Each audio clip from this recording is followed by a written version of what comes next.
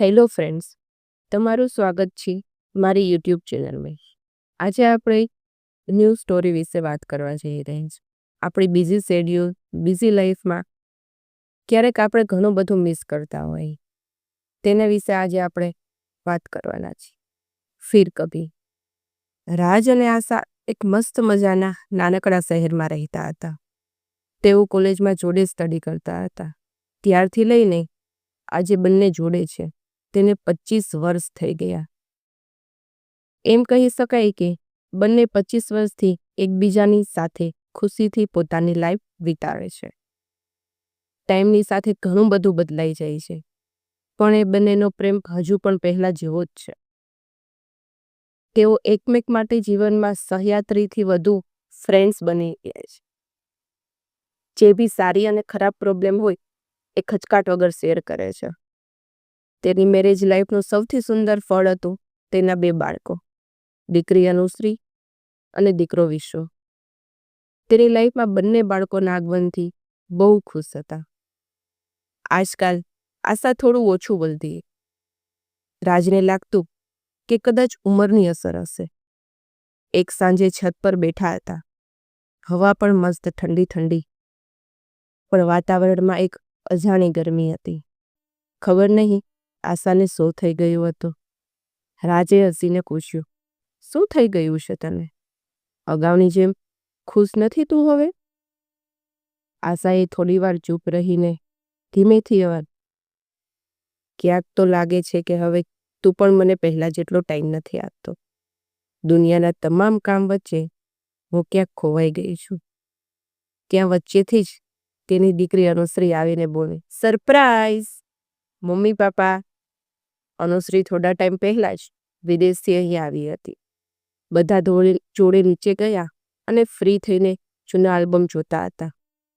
Photos જોઈને વીતી ગયેલા વર્ષો યાદ કરતા હતા. અનુશ્રી મમ્મી પપ્પાની જૂના ફોટો જોતી હતી. તેની નજર એક ફોટો પર આવીને અટકી ગઈ. તે ફોટોમાં રાજ અને આશા એક ગાર્ડનમાં હાથમાં હાથ મૂકીને ખંભા પર માથું રાખીને બેઠા હતા. અનુશ્રીએ કહ્યું, મમ્મી પપ્પા, તમારો લવ તો મૂવી જેવો હતો, પણ હમણાં શું થઈ ગયું છે? શાંતિ કેમ છે? એમ લાગે છે કે લવ થોડો થાકી ગયો છે. આશા હલકી શરમ સાથે હસીને બોલી, પ્રેમ કદી થાકતો નથી. ક્યારેક તે તમારી જોડે ચૂપચાપ ઊભો હોય છે. તમને ખબર નથી હોતી. તારા માટે ગરમ રોટલી બનાવે, ક્યારેક એ પપ્પા બનીને તને પિકઅપ કરવા આવે. રાજ એક સાઈડથી થોડા ઊંચા અવાજે બોલ્યો, અને ક્યારેક પ્રેમ એ પણ હોય છે, મમ્મીની કોઈ વસ્તુ ન મળે તો પપ્પા આખા ઘરમાં શોધે છે. આ સાંભળીને બધા હસી પડ્યા. બીજા દિવસે રાત્રે છત પર મસ્ત ઠંડી હવામાં રાજ અને આશા બેઠા હતા. બંનેના હાથમાં ચાના કપ હતા. રાજ શાંત થઈ ગયો. થોડો ટાઈમ પછી એ ઊભો થયો અને આશાની સામે હાથ લંબાવ્યો. ચાલ, થોડું પાછું ચાલીએ, જ્યાંથી બધું શરૂ કરેલું હતું. ક્યાં? આશાએ આશ્ચર્યથી પૂછ્યું. એ રસ્તે, એ ગાર્ડનમાં, જ્યાં આપણે મેરેજ પહેલા અને પછી પણ બેસતા. યાદ છે ને, જ્યાં તું સાડી પહેરીને આવતી, તારી ચૂડીઓનો અવાજ આખા ગાર્ડનમાં ગૂંજતો, જ્યાં તે કહ્યું હતું કે તું મારો પહેલો અને છેલ્લો પ્રેમ છે. આશાએ કહ્યું, મને બધું યાદ છે, તારો ચહેરો પર અને એ પહેલી કિસ પર, ભલે એ માત્ર કપાળ પર જ હતી. રાજે કહ્યું, હું પાછું એ બધું ફરી જીવવા માંગુ છું, તારી સાથે, તારા થકી અને આપણા બાળકો માટે પણ. આશા ખુશ હતી.